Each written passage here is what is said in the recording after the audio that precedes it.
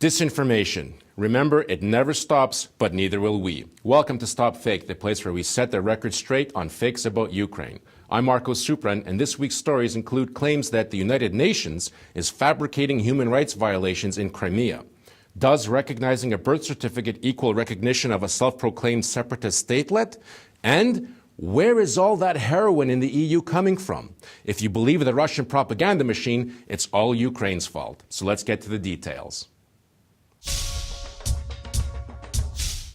Russian government-controlled news agency Sputnik's Spanish-language version announced that Ukrainians living in Crimea are accusing the United Nations of making up human rights violations on the peninsula annexed by Russia in 2014.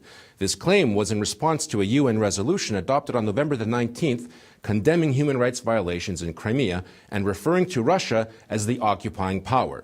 Sputnik asserts that the resolution is based on myths, as there are no human rights violations taking place in Crimea. Sputnik cites the president of the Ukrainian community in Crimea, Anastasia Grichina, who said the, quote, UN has never visited Crimea, nor spoken to Ukrainians or Crimean Tatars, and is inventing myths and stories about non-existent persecution. Now, the Ukrainian community in Crimea is a Kremlin-controlled organization headed by members of Russia's ruling United Russia Party. This community regularly uploads feel-good type posts to its Facebook page, but in the 3 years since its inception has managed to garner all of 45 likes and 65 followers. Grichin is accusing the UN Human Rights Monitoring Mission of not visiting Crimea is telling, as the UN resolution condemns Russia for failing to provide access to Crimea for the mission. Fiona Fraser, the head of the UN Human Rights Monitoring Mission in Ukraine, says the UN collected data through personal interviews and monitored court proceedings and trials in Crimea. Presenting the report in Kyiv on December 12th, Fraser talked about concrete examples of human rights violations, indiscriminate arrests, detentions, torture, and restrictions on freedom of assembly and expression in Crimea. Only in November, 49 Crimean Tatars were arrested for individual peaceful protests, 10 homes were unlawfully searched, and 18 raided. UN Human Rights Monitoring Mission Ukraine Communications Coordinator Irina Yakovleva told StopFake that Russia has refused every mission request to enter Crimea despite 2 UN resolutions calling for unfettered access. Since March of 2014, hundreds of Russians, Ukrainians, and Crimean Tatars who traveled to and from Crimea were interviewed by UN field officers. Yakovleva says the quality of interviews the mission has been able to conduct in person, by telephone and Skype with Crimean residents provide a fairly accurate picture of the human rights situation there.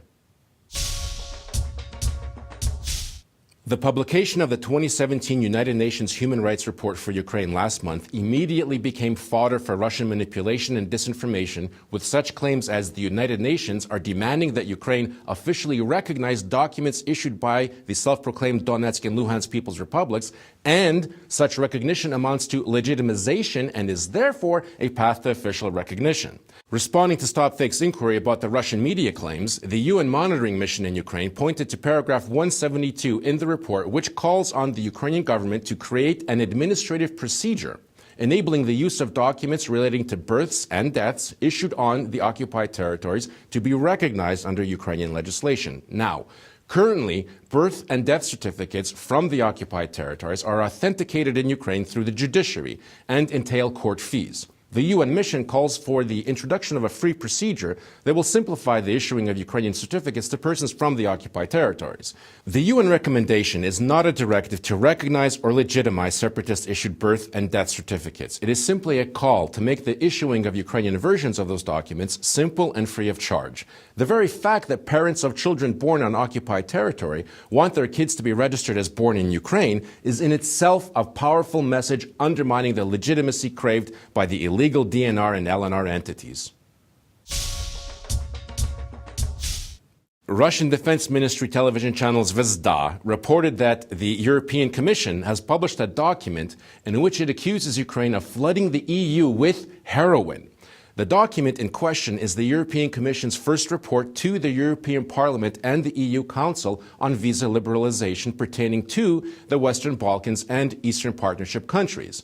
The report concerns 3 former Soviet republics, Moldova, Georgia, and Ukraine, all of whom have visa-free travel to the EU Schengen zone countries. As regards Ukraine, the report states that Ukraine is, quote, a transit country for various illicit commodities trafficked to the EU. But nowhere in the report is Ukraine accused of flooding EU countries with heroin, nor does the report allege that crime has increased since Ukraine entered into a visa-free regime with the EU.